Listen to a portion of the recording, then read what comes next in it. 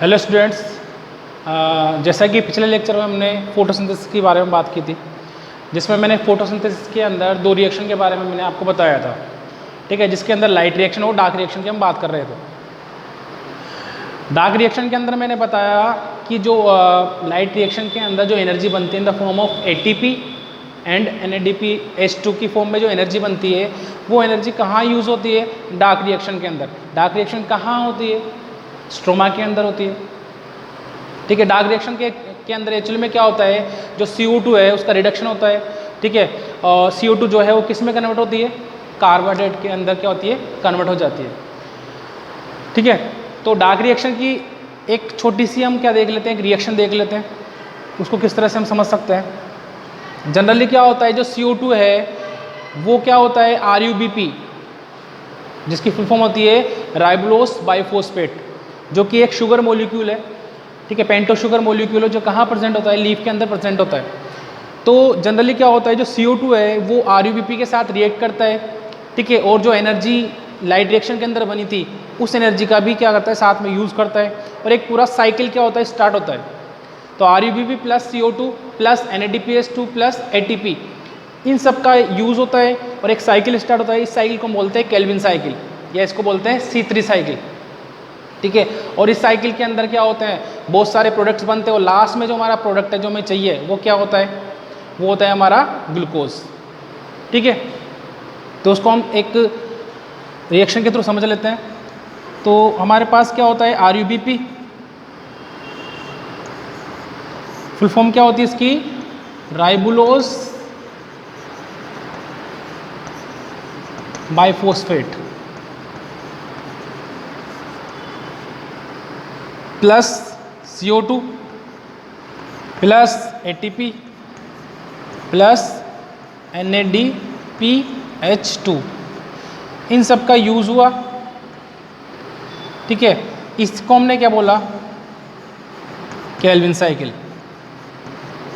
या इसको हम क्या बोल सकते हैं? C3 cycle. ठीक है, और क्या बना? Glucose plus oxygen. ठीक है, और ठीक है, ग्लूकोज प्लस क्या बनेगा? ऑक्सीजन बनेगा। तो इस तरह से इस रिएक्शन की फॉर्म में हम समझ सकते हैं कि डार्क रिएक्शन के अंदर क्या होता है। स्टार्टिंग से एक बार देख लेते हैं इसको। लाइट रिएक्शन के अंदर मैंने बताया दो जो प्रोसेस है वो होती है। पहला, सोलर एनर्जी को ट्रैप किया जाता है, इसको केमिकल एनर्जी में कन्वर्ट किया जाता है, और ATP और NADP का क्या होता है? फॉर्मेशन। ये ATP और NADPH2 जो है वो कहाँ यूज़ होती हैं? डार्क रिएक्शन के अंदर यूज़ होती है। ठीक है, लाइट रिएक्शन के अंदर एक और स्टेप थी जिसके अंदर क्या होता है, जो वाटर का मॉलिक्यूल स्प्लिट होता है और ऑक्सीजन क्या होती है? रिलीज होती है। ठीक है, इसके बाद NADPH2 और ATP का यूज़ कहाँ होता है? डार्क रिएक्शन के अंदर। डार्क रिएक्शन कहाँ होती है? स्ट्रोमा के अंदर। ठीक है, तो स्ट्रोमा के अंदर क्या होता है? RUBP एक मॉलिक्यूल होता है जिसके साथ CO2 क्या करता है? जुड़ता है, और एनर्जी का यूज़ करके क्या बनाता है? ग्लूकोज बनाता है। और इस पूरे साइकिल, ये एक पूरा साइकिल की फॉर्म में होती है, जिसको हम क्या बोलते हैं? केल्विन साइकिल बोलते हैं। तो ये था डार्क रिएक्शन के बारे में। अब नेक्स्ट हम बात करते हैं फोटोसिंथेसिस की। जब हम बात करते हैं तो फोटोसिंथेसिस को हम क्या करते हैं? एक रिएक्शन के अंदर लिखते हैं। ठीक है, वो रिएक्शन हमें पता होना चाहिए। अगर हमें डेफिनेशन नहीं आ रही है, थ्योरी नहीं आ रही, तो रिएक्शन के थ्रू हम क्या कर सकते हैं? उसकी थ्योरी लिख सकते हैं। यहाँ पर लिखा है मैंने 6CO2 और 12H2। हमें पता है कि जो फोटोसिंथेसिस के अंदर क्या होता है? CO2 और H2 का यूज़ होता है। क्या बनता है? ग्लूकोज, H2 और ऑक्सीजन। ठीक है, तो ये क्या है? फोटोसिंथेसिस की रिएक्शन, फोटोसिंथेसिस की क्या है? कंबाइंड रिएक्शन है। ठीक है, जिसके अंदर सनलाइट और क्लोरोफिल का क्या होता है? यूज़ होता है। In the photosynthesis process, plant in the presence of sunlight and chlorophyll, plant use CO2 and H2O form food in the form of glucose। इसी को हम क्या बोलते हैं? फोटोसिंथेसिस। तो ये रिएक्शन हमें याद रखनी है, कई बार ये पूछी जाती है। ठीक है, तो इस तरह से क्या हुआ? अच्छा, ये क्या है? एक तरह की एक्सोथर्मिक रिएक्शन है। ठीक है, और इसके अंदर क्या हो रहा है जनरली? ये हमें याद रखनी है, एक्सोथर्मिक रिएक्शन ही है। और हमें ये चीज़ याद रखनी है कि फोटोसिंथेसिस की प्रोसेस के अंदर जो है उसकी साइट हमें याद रखनी है। मैंने कल बताया था कि किस जगह पर फोटोसिंथेसिस प्रोसेस होती है, वहाँ से क्वेश्चन कई बार पूछा जाता है। और इसके अलावा हमें जो मेन 3 स्टेप है फोटोसिंथेसिस की मेन 3 स्टेप है वो याद रखनी है। एटीपी की फुल फॉर्म याद रखनी है। NADPHT की फुल फॉर्म जनरली पूछते नहीं है लेकिन फिर भी हमें याद रखनी है। निकोटिनामाइड एडेनिन डाइफॉस्फेट, ये इसकी क्या होती है, फुल फॉर्म होती है। तो ये था फोटोसिंथेसिस के बारे में। अब हम बात करते हैं कि फोटोसिंथेसिस की प्रोसेस के अंदर हमें क्या किस किस चीज़ की ज़रूरत होती है, H2O और CO2। तो H2O और CO2 एक्चुअली में प्लांट के अंदर आते कहाँ से हैं, हमें पता है। H2O तो कहाँ से आता है, रूट्स के थ्रू एब्जॉर्ब किया जाता है। कौन सी प्रोसेस के थ्रू, ऑस्मोसिस के थ्रू। रूट्स क्या करती है, वाटर को एब्जॉर्ब करती है, और ट्रांसपायरेशन प्रोसेस के थ्रू वाटर जो है वो कहाँ तक पहुँचता है, लीफ तक पहुँचता है। ठीक है, तो वाटर तो कहाँ से आ गया, रूट्स के थ्रू, कहाँ आ गया, लीफ तक आ गया। अब हमें क्या चाहिए, CO2 चाहिए।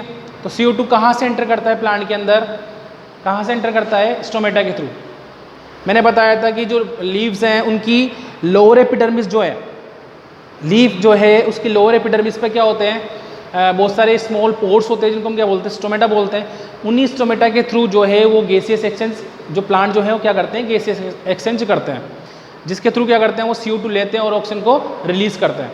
तो इसके थ्रू, इन स्टोमेटा के थ्रू क्या होता है, CO2 प्लांट के लीव्स के अंदर क्या करती है, एंटर। तो रूट से क्या आया, H2, स्टोमेटा के थ्रू क्या आया, CO2। कौन सी प्रोसेस स्टार्ट हो जाएगी, फोटोसिंथेसिस।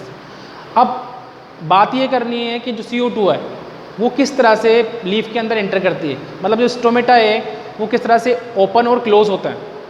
ठीक है, जनरली क्या होता है, जो स्टोमेटा होते हैं उनको ओपन और उनके ओपनिंग और क्लोजिंग को कौन कंट्रोल करता है, एक स्पेशल सेल्स होते हैं जिनको बोलते हैं अपन गार्ड सेल्स।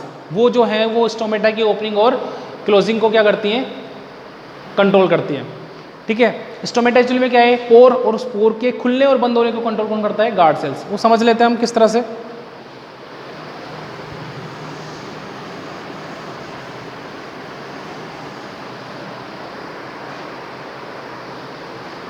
तो ये लोअर सरफेस हो गई जहां पर ये बीन शेप क्या हो गया, स्ट्रक्चर मैंने उस दिन में बनाई थी। तो ये वाली जो स्पेस है, ये जो पोर है, इसको तो हम क्या बोलते हैं, स्टोमेटा। और ये जो बीन शेप जो स्ट्रक्चर यहाँ दिख रही है, इसी को हम क्या बोलते हैं, गार्ड सेल बोलते हैं। वही हमें ये जो चीज़ें हमें याद रखनी है। तो इसको हम डिटेल बड़ा बना लेते थोड़ा।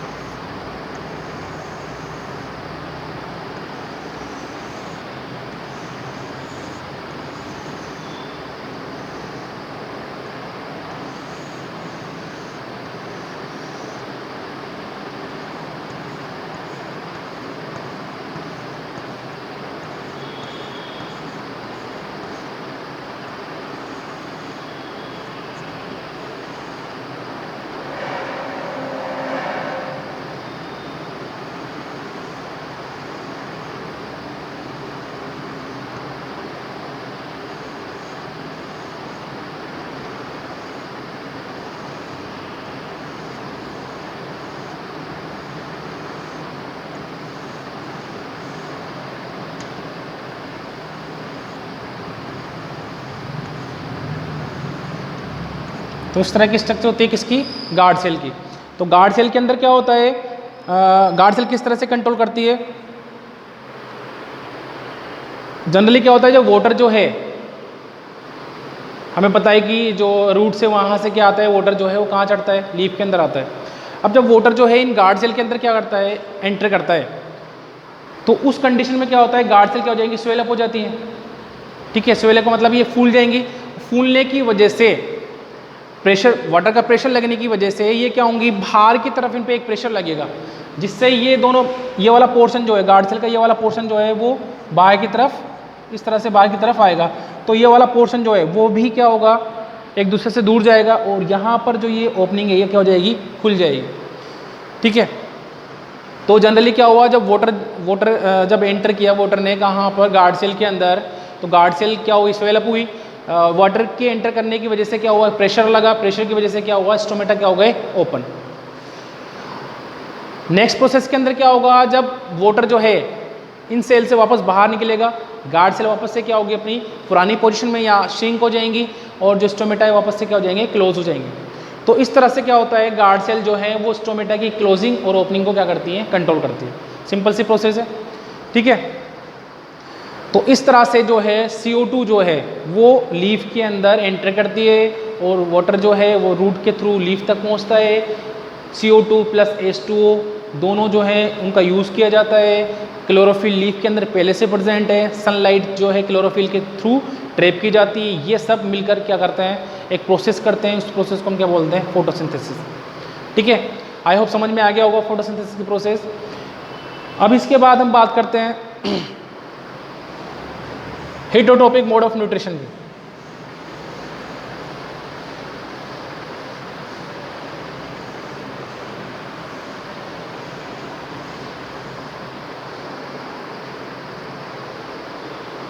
इसके बाद हम बात करते हैं हेटेरोटॉपिक मोड ऑफ न्यूट्रिशन की। तो हेटेरोटॉपिक मोड ऑफ न्यूट्रिशन का मतलब क्या हो गया, ऐसे ऑर्गेनिज्म जो क्या होते हैं दूसरे पे डिपेंड होते हैं। अब यहाँ पर जो हम एग्जाम्पल पढ़ने वाले हैं, जो डिटेल में पढ़ने वाले हैं, वो पढ़ने वाले हैं एक तो यूनिसेलुलर ऑर्गेनिज्म जिसमें पढ़ेंगे अमीबा के बारे में, उसके अंदर किस तरह से डाइजेशन होता है। ठीक है, और एक पढ़ेंगे ह्यूमन के बारे में। तो सबसे पहले हम बात करते हैं यूनिसेलुलर ऑर्गेनिज्म के अंदर न्यूट्रिशन, और न्यूट्रिशन के अंदर ही हम क्या पढ़ेंगे, प्रोसेस पढ़ेंगे कि किस तरह से न्यूट्रिशन इंटेक किया जाता है, किस तरह से डाइजेस्ट किया जाता है यूनिसेलुलर ऑर्गेनिज्म के अंदर। एग्जाम्पल क्या है हमारा, अमीबा।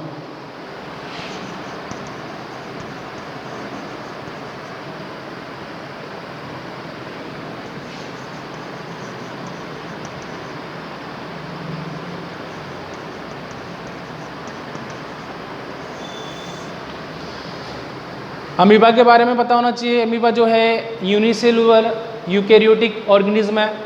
ठीक है, पहले अमीबा को कहाँ एनिमल में रखा जाता था, अब अमीबा को कहाँ रखा जाता है, प्रोटोजोआ के अंदर रखा जाता है। ठीक है, प्रोटोजोआ के अंदर रखा जाता है। प्रोटोजोआ को कहाँ रखा जाता है, प्रोटिस्टा के अंदर रखा जाता है। अब अमीबा जो है उसके अंदर जितनी भी प्रोसेस होती हैं वो यूनिसेलुलर ऑर्गेनिज्म है। तो अगर हम बात करें कि उसकी डाइजेशन की प्रोसेस है, इसकी एब्जॉर्प्शन की प्रोसेस है, वो सब किसके थ्रू होगी, उसकी बॉडी सरफेस के थ्रू ही सारी प्रोसेस क्या होगी उसके अंदर देखी जाएगी। ठीक है, जनरली अमीबा जो है एक्वेटिक एनिमल है और अपना न्यूट्रिशन कहाँ लेता है, एक्वेटिक मतलब जो जिस जगह वो जिस वाटर के अंदर वो रह रहा है वहीं से अपना क्या लेता है, न्यूट्रिशन लेता है। ठीक है, तो अमीबा के अंदर होलोजोइक मोड ऑफ न्यूट्रिशन होता है। इसका मतलब कि कॉम्प्लेक्स फूड एंटर बॉडी के अंदर एंटर होता है, फिर उसको क्या किया जाता है, कॉम्प्लेक्स टू सिंपलर में वेरियस एंजाइम के थ्रू क्या किया जाता है, कन्वर्ट किया जाता है। ठीक है, तो ये जो पूरा प्रोसेस है अमीबा के अंदर वो 5 स्टेप के अंदर कंप्लीट होता है। कौन कौन से 5 स्टेप है हम देख लेते हैं। फर्स्ट स्टेप है इंगेशन, दूसरा है डाइजेशन, तीसरी है एब्जॉर्प्शन,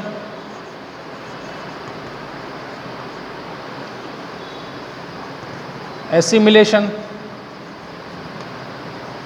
एंड इगेशन। 5 प्रोसेस है जिसके थ्रू अमीबा के अंदर न्यूट्रिशन की जो प्रोसेस है वो कंप्लीट होती है। तो यहाँ पर किस तरह से अमीबा जो है वो अपना फूड लेता है और किस तरह से वो अपनी बॉडी से वेस्ट को बाहर निकालता है, उसकी हम डायग्राम के थ्रू उसको समझ लेते हैं। सबसे पहली प्रोसेस मैंने लिखी है इंगेशन। इंगेशन का मतलब क्या होता है, इनटेक द फूड। ठीक है, सबसे पहले क्या किया जाएगा, फूड को इनटेक किया जाएगा। ठीक है, अब अमीबा जो है उसके माउथ वगैरह ऐसी कोई वेल डेवलप्ड ऑर्गन सिस्टम तो होता नहीं है, तो वो क्या करता है अपनी सरफेस के थ्रू ही क्या करता है, फूड को अपनी बॉडी के अंदर एब्जॉर्ब करता है। अब वो किस तरह से किस प्रोसेस के थ्रू करता है वो हम देख लेते हैं। तो सबसे पहले हम बात करते हैं इंगेशन की।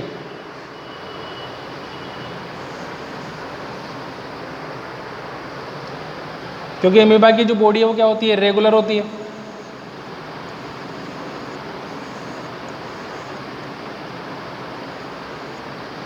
ठीक है, तो यहाँ पर मान लो ये अमीबा है और इसके यहाँ पर इसको कोई फूड पार्टिकल दिखता है, तो उस कंडीशन में क्या होता है, अमीबा जो है उस फूड पार्टिकल की तरफ क्या करता है, मूव करता है। ठीक है, मूव करने के बाद नेक्स्ट स्टेप क्या होगी, अमीबा जो है अपनी प्लाज्मा मेम्ब्रेन को इस तरह से फोल्ड करता है।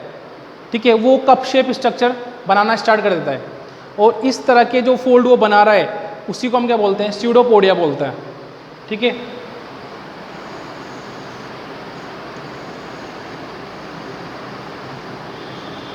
इस तरह से इसने क्या कर लिया, एक कप शेप स्ट्रक्चर बना ली, और ये जो इसने अपनी मेम्ब्रेन, प्लाज्मा मेम्ब्रेन को इस तरह से जो बाहर की तरफ जो फूट जो निकाले हैं उसको हम क्या बोलते हैं, स्यूडोपोडिया।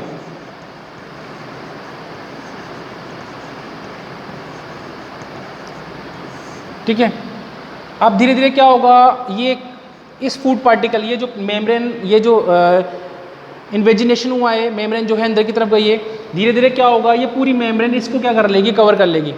ठीक है। और एक वैक्यूल की फॉर्म में जो है इसकी बॉडी के अंदर एंटर कर जाएगी।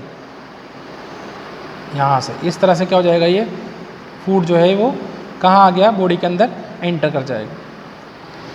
तो इस तरह से इस प्रोसेस को हम क्या बोलेंगे, इंगेशन, जिसमें अमीबा ने क्या किया, फूड को जो है अपनी सरफेस के थ्रू स्यूडोपोडिया बनाया और कप शेप स्ट्रक्चर बनाई, और उसको जो फूड पार्टिकल है उसको फूड वैक्यूल की फॉर्म में कहाँ ले लिया, अपनी बॉडी के अंदर ले लिया उसने। नेक्स्ट स्टेप क्या होगी, अब अमीबा जो है, अब ये फूड वैक्यूल जो है हमें पता ही, अमीबा सेल है, सेल के अंदर लाइसोसोम होगा, तो ये जो फूड वैक्यूल है ये किसके साथ जाके कंबाइन होगा, लाइसोसोम। और लाइसोसोम के अंदर क्या होते हैं, बहुत सारे डाइजेस्टिव एंजाइम होते हैं, तो फूड वैक्यूल जो है लाइसोसोम से क्या होगा, जाके जुड़ेगा, और जो फूड पार्टिकल है लाइसोसोम के अंदर जो प्रेजेंट डाइजेस्टिव एंजाइम है उस फूड पार्टिकल को क्या करेंगे, डाइजेस्ट कर देंगे। ठीक है। तो यहाँ पर ये फूड जो है, यहाँ पर जो फूड था वो क्या हो जाएगा, डाइजेस्ट हो जाएगा, लाइसोसोम को मिलने के बाद क्या हो जाएगा, डाइजेस्ट हो जाएगा। ठीक है। तो नेक्स्ट स्टेप हमारी क्या हो गई, डाइजेशन हो गई। डाइजेशन के अंदर क्या हुआ, जो कॉम्प्लेक्स फूड था वो किस में कन्वर्ट हो गया, सिंपलर में। नेक्स्ट स्टेप क्या होगी, एब्जॉर्प्शन। अब जो भी डाइजेस्ट हुआ है वो इस फूड वैक्यूल के थ्रू, जो भी डाइजेस्ट हुआ है इस फूड वैक्यूल के थ्रू कहाँ आएगा, बाहर की तरफ। ये डाइजेस्ट हो गया स्मॉल स्मॉल पार्टिकल्स के अंदर। अब ये जो डाइजेस्ट हुआ है वो कहाँ आएगा, साइटोप्लाज्म के अंदर क्या होगा, डिफ्यूजन प्रोसेस के थ्रू जो डाइजेस्ट फूड है वो कहाँ जाएगा, साइटोप्लाज्म के अंदर। मतलब क्या हो गया, वो फूड क्या हो गया, वैक्यूल से एब्जॉर्ब हो गया, तो इसी को हम क्या बोलेंगे, एब्जॉर्प्शन।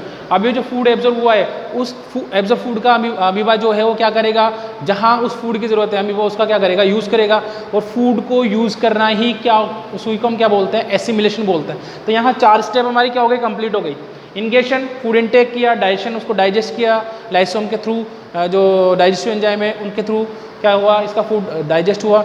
उसके बाद क्या किया इसने, एब्जॉर्प्शन किया। एब्जॉर्प्शन कहाँ, जो भी एब्जॉर्ब फूड है वो कहाँ आया, बाहर आया, उस फूड को क्या किया अमीबा ने, यूज़ किया, उसी को हम क्या बोल रहे हैं, एसिमिलेशन। नेक्स्ट स्टेप क्या होगी, अब जो ये वैक्यूल था, फूड वैक्यूल था, इसके अंदर का जो फूड है, डाइजेस्टिव फूड है, वो तो क्या हो गया, बाहर आ गया, तो ये धीरे धीरे क्या हो जाएगा, इसका जो साइज़ है वो डिक्रीज़ हो जाएगा, और एटलीस्ट ये कहाँ आएगा, वापस से प्लाज्मा मेम्ब्रेन के पास आएगा, कौन, फूड वैक्यूल, और यहीं से फिर इसको क्या कर दिया जाएगा, बाहर निकाल दिया जाएगा। और इस वैक्यूल के अंदर अब क्या बचा है, ओनली वेस्ट बचा है, इसी को हम क्या बोलेंगे, ईगेशन बोलेंगे। ठीक है। तो इन 5 स्टेप के अंदर अमीबा के अंदर क्या होता है, न्यूट्रिशन की प्रोसेस कंप्लीट होती है। तो स्यूडोपोडिया हो गया, ये फूड पार्टिकल हो गया,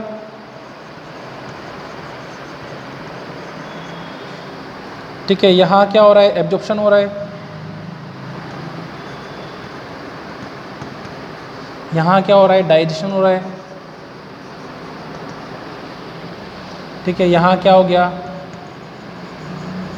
इंगेशन हो गया, यहाँ तक तीनों स्टेप के अंदर, और ये क्या हो गया, ईगेशन हो गया, और ये जो फूड एब्जॉर्ब हुआ है यहाँ पर इसका क्या होगा, एसिमिलेशन हो जाएगा। तो इस तरह से अमीबा के अंदर क्या होगा, न्यूट्रिशन की प्रोसेस क्या होती है, कंप्लीट हो गई। तो ये था यूनिसेलुलर ऑर्गेनिज्म के अंदर किस तरह से न्यूट्रिशन की प्रोसेस कंप्लीट होती है, ठीक है, और किस तरह से वो अपना फूड इनटेक करते हैं, और किस तरह से जो वेस्ट है उसको क्या करते हैं, बाहर निकालते हैं।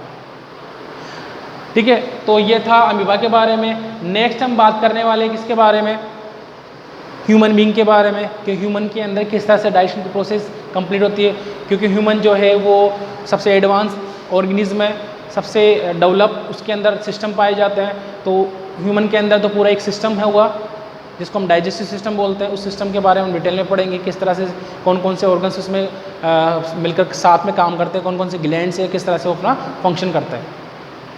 ठीक है। तो ये आई होप आपको समझ में आ गया होगा फोटोसिंथेसिस प्रोसेस, और ये जो दूसरा हमने अमीबा के बारे में पढ़ा है। ठीक है। तो डायग्राम पर प्रैक्टिस करते जाइए और रेगुलर वीडियो देख लीजिए। और अपने नोट्स बनाना स्टार्ट कर दीजिए। ठीक है, थैंक यू सो मच।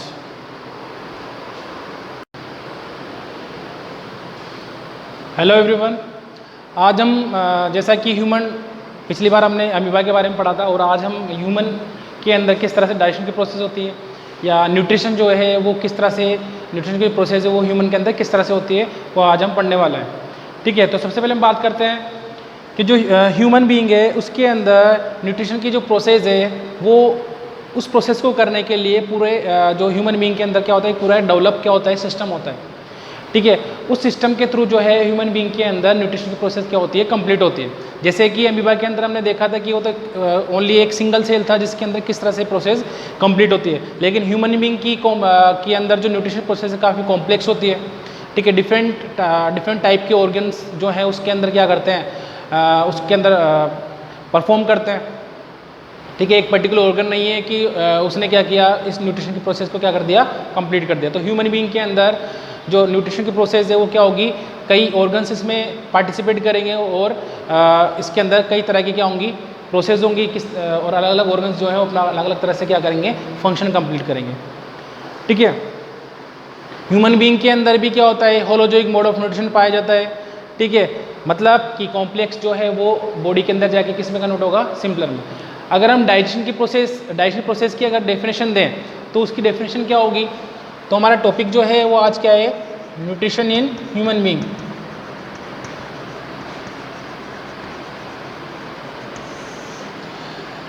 तो अगर डाइजेशन की अगर डेफिनेशन दें, कई बार क्या होता है कि डाइजेशन का पूरा चैप्टर हो जाता है, पूरा टॉपिक क्लियर हो जाता है। ठीक है, लेकिन डाइजेशन की प्रोसेस पे अटक जाते हैं कई बार। तो क्या है ये डाइजेशन की process, in the process of in which digestion is the process in which the complex food intake into the body and then digest into the simpler by the various digestive enzymes।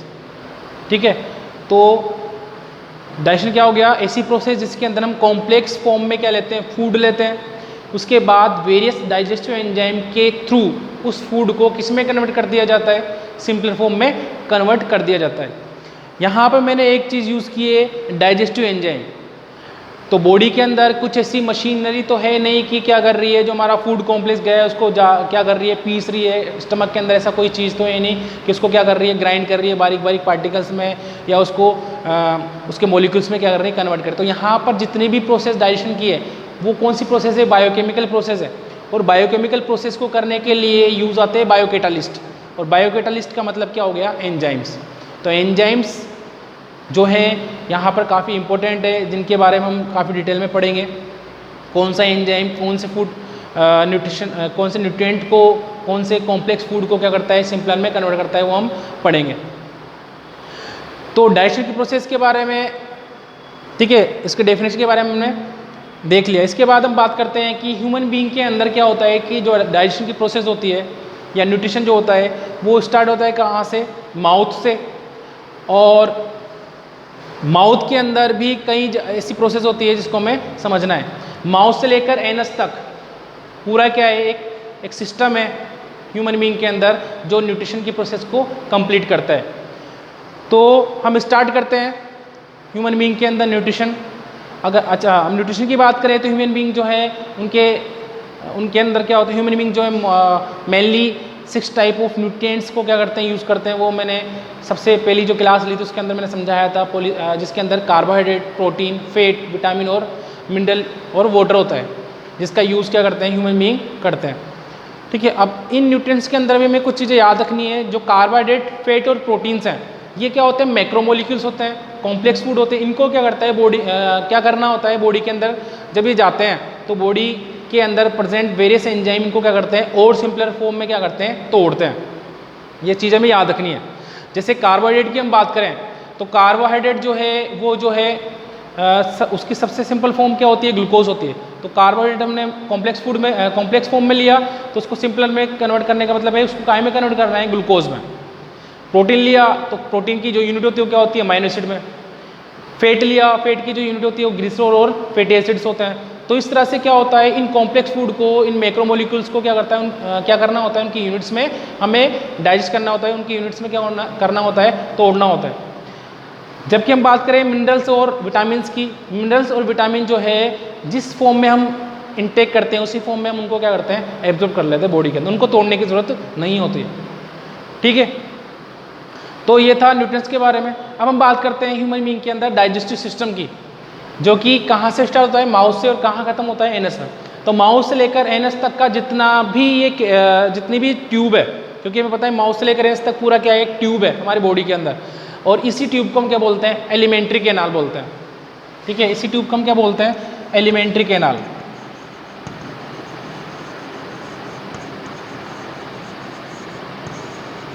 Approximate इसका जो length होती है वो कितनी होती है, 9 metre. तो mouth से लेकर एनस तक जितनी भी ट्यूब है हमारी बॉडी के अंदर जो डाइजेशन में या हमारा जो डाइजेस्टिव सिस्टम बनाती है, उसे हम क्या बोलते हैं, एलिमेंट्री कैनाल बोलते हैं। तो हमारी स्टार्टिंग जो डाइजेशन की वो कहाँ से होती है, माउथ से होती है। तो सबसे पहले हम बात करेंगे माउथ की। एलिमेंट्री कैनाल मेरे ख्याल से समझ में आ गया होगा। ठीक है, तो सबसे पहले हम बात करते हैं माउथ की। माउथ जो होता है वहीं से हमारी क्या होती है, न्यूट्रिशन की प्रोसेस स्टार्ट होती है, वहीं से हमारा डाइजेशन क्या होता है, स्टार्ट होता है। सबसे पहले क्या होता है कि जो हम फूड लेते हैं उस फूड को क्या किया जाता है, माउथ के अंदर उसको ग्राइंड, ठीक है, उसको ग्राइंड किया जाता है, उसको छोटे छोटे पार्टिकल्स में क्या किया जाता है, पीस दिया जाता है। इसी प्रोसेस को हम बोलते हैं च्यूइंग या मास्टिकेशन। ठीक है, जिसके अंदर जो इस प्रोसेस के अंदर जो हेल्प करते हैं वो होते हैं हमारे teeth and tongue plus salivary glands. ठीक है, टीथ का काम क्या होता है, हम जो फूड लेते हैं उस फूड को क्या करना, टीयर करना, उसको स्मॉल पीसेस में कन्वर्ट करना और उसको क्या करना, ग्राइंड करना। ये तो हो गया किसका, टीथ का वर्क हो गया। उसके बाद जो टंग है वो ग्राइंड फूड को जो है वो सलाइवा के साथ क्या करती है, मिक्स करने का काम करती है। ये हमारा टंग का काम हो गया। उसके बाद सेलिवरी ग्लैंड की बात करें तो सेलिवरी ग्लैंड का मतलब कि ऐसी ग्लैंड जो क्या करती है, सलाइवा सिक्रीट करती हैं। ठीक है, अब सलाइवा में, सलाइवा जो है वो उसका फंक्शन क्या होता है, क्योंकि सलाइवा में क्या होते हैं, स्पेशल एंजाइम जिसको हम बोलते हैं सेलिवरी अमाइलेज या फिर बोल सकते हैं टाइलिन। कई बार क्वेश्चन आता ही है।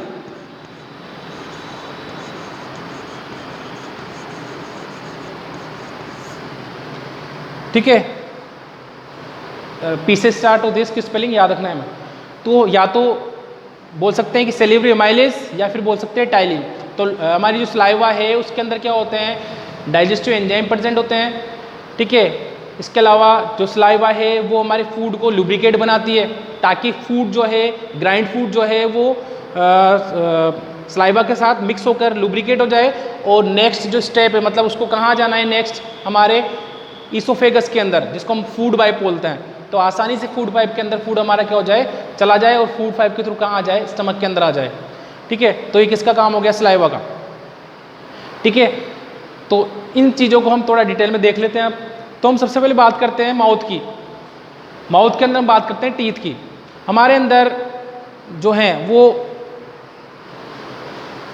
4 टाइप ऑफ क्या होते हैं, टीथ होते हैं। कौन कौन से टीथ होते हैं वो देखते हैं। सबसे पहले तो बात करते हैं हम जो हैं हमारे अंदर टीथ की जो अरेंजमेंट है उसकी बेसिस पे हम क्या है, हेटेरोडोंट है।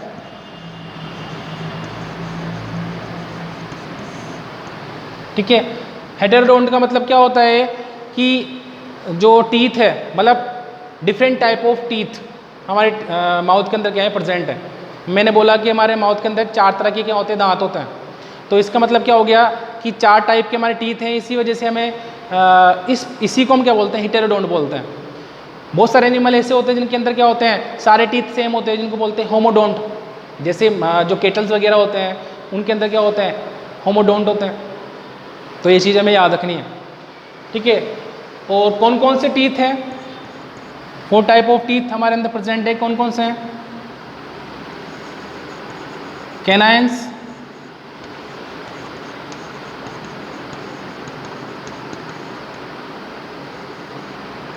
Incisors, premolar and molar. ठीक है, इनके नंबर्स देख लेते हैं हम। टोटली कितने होते हैं? 4। टोटली कितने होते हैं?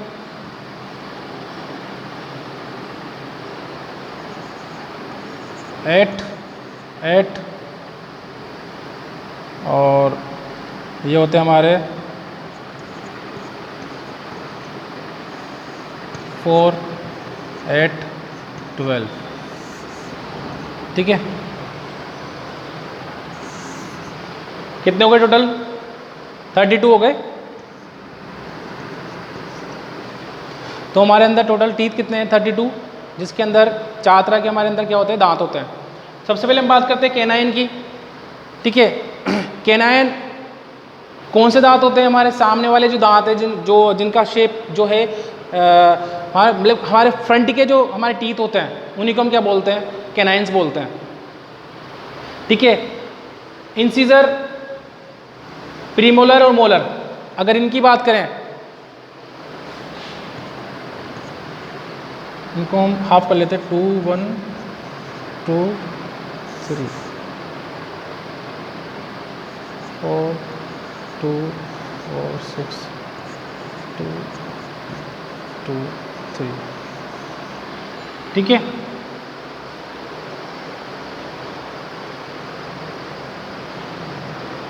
इसको थोड़ा चेंज करते हैं भाई।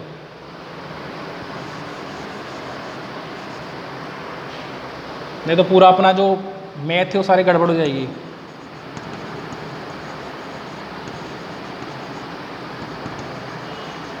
ठीक है, अब सही है। इंसीजर जो है वो हमारे फ्रंट वाले टीथ होते हैं और कैनाइन जो है यहाँ से जो हमारी ये शार्प टीथ है, 2 ऊपर है और 2 नीचे की तरफ जो टीथ होते हैं, इनके बीच में जो टीथ है उनको क्या बोलते हैं? इंसीजर। और जो साइड के जो शार्प हमारे टीथ है उनको क्या बोलते हैं? कैनाइन्स बोलते हैं। कैनाइन्स के बेसिस पर ही नाम रखा गया है कार्निवोर्स, जिनके क्या प्रेजेंट होते हैं? कैनाइन्स प्रेजेंट होते हैं। उनके कैनाइन्स काफ़ी लंबे होते हैं। जैसे हमने डॉग वगैरह या टाइगर वगैरह या लायन वगैरह को देखा होगा, उनके कैनाइन्स काफ़ी लंबे होते हैं, इसी उनको क्या बोलते हैं? कार्निवोर्स बोलते हैं। तो क्या इंसीजर हो गया, कैनाइन। इंसीजर नंबर में कितने होते हैं? टोटल 8, 4 ऊपर 4 नीचे। कैनाइन कितने होते हैं नंबर? 4, 2 ऊपर 2 नीचे। प्रीमोलर कितने होता है? 8, 4 अपर जो में और 4 लोअर जा में। और टोटल मोरल कितने होते हैं? कितने होते हैं हमारे? 12। ठीक है, 6 ऊपर 6 नीचे। तो यहाँ पे मैंने कुछ मैथमेटिक लिखा है, तो है क्या चीज़ ये एक्चुअली में? ये तो हमारे हो गए टोटल टीथ। अब हम इसको क्या करेंगे? हाफ करेंगे। मतलब हम ओनली किसकी बात करें? या तो अपर जा या लोअर जा की बात करें। तो हम टोटल टीथ बोल रहे हैं 32। तो अपर या लोअर जा में कितने होंगे? अपर जा में 16, लोअर जा में भी 16। ठीक है, तो हम इसको बोले कि ओनली 1 जा की हम बात करें, लोअर या अपर जा कोई भी हो सकता है। तो अपर जा के अंदर इंसीजर कितने हैं? 4, कैनाइन कितने हैं? 2, प्रीमोलर 4 और मोलर कितने हैं? मोलर कितने हैं? 6। तो इस तरह से कितने हो गए टोटल? 16। अगर हम ओनली एक सिंगल जा की बात करें, या तो अपर जो या फिर लोअर जो। इसके बाद हम बात करें यहाँ पे 2, 1, 2, 3 मैंने क्या लिखा है? अगर हम हाफ जो की बात करें, सिंगल जो अपर या लोअर, अगर हाफ की बात करें तो क्या हो गया? और उसका हाफ कर लेंगे तो 2, 1, 2, 3 हो जाएगा। तो ऐसा इसलिए बताया मैंने क्योंकि कई बार क्या होता है, टीथ का फॉर्मूला पूछ लेते हैं। टीथ का फॉर्मूला होता है 2, 1, 2, 3, 2, 1, 2, 3 मल्टीप्लाई 2। यह हमें याद रखना है। ये क्या है? टीथ का फॉर्मूला है। 2, 1, 2, 3, 2, 1, 2, 3 मल्टीप्लाई 2, ये क्या है? टीथ का फॉर्मूला, याद रखना है हमें। ठीक है, अब इसके बाद बात करते हैं इंसीजर, कैनाइन, प्रीमोलर और मोलर का फंक्शन क्या होता है। इंसीजर जनरली क्या होते हैं? कट करने, फूड को कट करने में काम आते हैं। इंसीजर जो है फूड, ऐसा फूड जिसको हम क्या करते हैं? टीयर करें, उसमें हेल्प करते हैं। और जो मोलर और प्रीमोलर है वो क्या करते हैं? हमारा जो फूड है उसको क्या करते हैं? ग्राइंड करने में हेल्प करते हैं। फूड को क्या करते हैं? ग्राइंड करने में हेल्प करते हैं। स्मॉल पीसेस में क्या कर देते हैं? कन्वर्ट कर देते हैं। तो ये तो हमारे टीथ की बात हो गई। इसके बाद हम बात करते हैं हमारी टंग की। टंग के अंदर क्या होता है? टंग का फंक्शन क्या है? फूड क्या हो गया? ग्राइंड। अब उस ग्राइंड फूड को, या फूड जब हम खाते हैं तो उस फूड को क्या होता है? मुंह के अंदर घुमाने का काम किसका होता है? टंग का। ठीक है, the movement of food inside the mouth, ये किसका फंक्शन हो गया? टंग का। दूसरा, ये क्या करती है, जो फूड है, जो ग्राइंड फूड है, उसको सलाइवा के साथ क्या करती है? मिक्स करने का काम करती है। ठीक है। इसके अलावा टंग के अंदर क्या होती है? टेस्ट बड्स पाई जाती हैं, जिनके थ्रू हमें क्या होता है, हम टेस्ट को क्या करते हैं? फील करते हैं। ठीक है। इसके अलावा टंग का एक और काम है कि जो हमारी साउंड प्रोड्यूस होता है, उस साउंड को वर्ड्स प्रोवाइड करने का काम किसका है? टंग का ही है। ठीक है। जिसके जीभ नहीं है, क्या वो बोल सकता है? क्या नहीं बोल सकता। ठीक है। साउंड वाइब्रेशन तो उसका यहाँ से आ रहा है, लेकिन वर्ड्स की फॉर्म में वो बाहर नहीं निकल रहा है। तो टंग जो है वो वर्ड्स को क्या करती है, मतलब टंग के थ्रू हम क्या करते हैं? वर्ड्स बोलते हैं।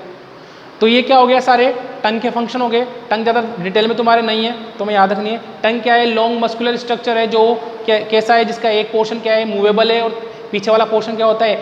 माउथ के जो बेस है उससे क्या होता है? अटैच होता है। ठीक है। और ये क्या होती है? पूरे माउथ के अंदर क्या होती है? मूवमेंट कर सकती है। ठीक है। और इसके अलावा इसका काम क्या हो गया? ये फूड को सलाइवा के साथ मिक्स करने का काम करती है, और फूड को माउथ के अंदर क्या करती है? मूवमेंट प्रोवाइड करवाती है। और इसके अलावा क्या हो गया कि जो टेस्ट है, वो सारी टेस्ट बर्ड जो हैं, वो जो सारा टेस्ट है वो हमें किसके थ्रू आता है? टंग के थ्रू आता है।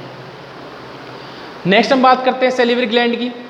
जनरली हमारे अंदर क्या होते हैं? 3 तरह की सेलिवरी ग्लैंड होती है माउथ के अंदर, लेकिन हमें क्या करना है? उन ग्लैंड्स के नाम वगैरह याद नहीं रखने हैं, हमें तो ओनली सेलिवरी ग्लैंड होती है उसका फंक्शन याद रखना है बस। सेलिवरी ग्लैंड का फंक्शन क्या होता है? उसका जनरली फंक्शन होता है सलाइवा सिक्रीट करना। सलाइवा का फंक्शन क्या होता है? फूड को लुब्रिकेट बनाना। ठीक है। नेक्स्ट हम बात करें कि सलाइवा के अंदर, मैंने स्टार्टिंग में बताया था, सलाइवा के अंदर क्या होता है? एंजाइम्स पाए जाते हैं। कौन कौन से एंजाइम उसके अंदर पाए जाते हैं? उसके अंदर होता है उसके अंदर होता है टाइलिन और सेलिवरी अमाइलेज। ये 2 तरह के उसके अंदर क्या होते हैं? एंजाइम पाए जाते हैं। अब इन एंजाइम का काम क्या होता है? जो भी हम खाना खा रहे हैं, उस खाने के अंदर क्या होता है? सिंपल सा कार्बोहाइड्रेट प्रेजेंट होगा। तो जो कार्बोहाइड्रेट के जो मॉलिक्यूल्स हैं, कार्बोहाइड्रेट के जो पोर्शन है फूड के अंदर, उस कार्बोहाइड्रेट को ब्रेक डाउन करने का काम, मतलब ये जो सेलिवरी अमाइलेज है, ये कार्बोहाइड्रेट को ब्रेक डाउन करना माउथ से ही स्टार्ट कर देता है। ठीक है। मतलब ये हुआ कि कार्बोहाइड्रेट का जो डाइजेशन है वो कहाँ से स्टार्ट हो गया? माउथ से। तो कई बार क्वेश्चन पूछा जाता है कि डाइजेशन की जो प्रोसेस है वो कहाँ होती है? हम बोलते हैं कि स्टमक के अंदर। अब पूछ ले कहाँ से स्टार्ट होती है, स्टार्टिंग पॉइंट क्या है? तो क्या है? माउथ। और कौन सी ऐसा सब्सटेंस है जो माउथ के अंदर क्या होता है? उसका डाइजेशन स्टार्ट हो जाता है। कार्बोहाइड्रेट का जो डाइजेशन है वो कहाँ से स्टार्ट हो जाता है? माउथ के अंदर। कौन सा एंजाइम है? टाइलिन या सेलिवरी अमाइलेज जो है वो माउथ के अंदर डाइजेशन को क्या करती है? कार्बोहाइड्रेट के डाइजेशन को क्या करता है? स्टार्ट करता है। ठीक है। तो ये था माउथ के बारे में। नेक्स्ट हम बात करते हैं किसकी? माउथ के बाद कौन सा पोर्शन आता है? हमारा फेरिंग्स। ठीक है। फेरिंग्स जनरली क्या होता है कि अगर हम माउथ की बात करें, माउथ को हम बकल केविटी भी बोल सकते हैं। ठीक है। माउथ जो है एक केविटी है जिसको हम बकल केविटी बोल सकते हैं। उसके बाद हम बात करें रेस्पिरेटरी सिस्टम की, तो यहाँ से हमारा नेजल केविटी आती है। तो नेजल केविटी और बकल केविटी जो है वो क्या करती हैं? उनका एक कॉमन पाथ होता है, एक कॉमन जगह पर जाके क्या होती है? वो मिलती है। उसी छोटे से कॉमन पार्ट को हम क्या बोलते हैं? फेरिंग्स बोलते हैं। ठीक है। जनरली फेरिंग्स का कोई इंपॉर्टेंट फंक्शन नहीं है। फेरिंग्स जो है ओनली क्या करती है? यहाँ पर नेजल केविटी और बकल केविटी को कॉमन पाथ हो गया, उसके बाद फेरिंग्स के बाद अब ये दोनों पाथ वापस से क्या हो जाते हैं? अलग हो जाते हैं। ठीक है। तो इसके बाद जो फेरिंग्स का काम हो गया, ओनली क्या हो गया? फूड को, वहाँ से फूड क्या होता है? ओनली पास होता है, और वहाँ से पास होने के बाद फूड जो है वो अपने अपने फूड जो है या फिर एयर जो है वो अपने अपने पाथ पे क्या हो जाती है? चली जाती है। फूड कहाँ जाएगा? फूड पाइप के अंदर, इसको हम क्या बोलते हैं? ईसोफेगस। और जो विंड है या जो एयर हमने ली है वो कहाँ जाएगी? विंड पाइप के अंदर, इसको हम बोलते हैं ट्रेकिया। तो वहाँ से दोनों जो वे है, दोनों जो पासेज हैं वो क्या हो जाएंगे? अलग हो जाते हैं फेरिंग्स के बाद। तो हम यहाँ बात कर रहे हैं किसकी? डाइजेस्टिव सिस्टम की। तो हम किसकी बात करेंगे फेरिंग्स के बाद? ईसोफेगस की। ईसोफेगस जो है वो क्या है? पाइप जैसी स्ट्रक्चर होती है, मस्कुलर पाइप जैसी स्ट्रक्चर होती है, जिसका काम क्या होता है? ये जनरली क्या होता है? एक प्रोसेस होती है जिसको बोलते हैं पेरिस्टालसिस प्रोसेस।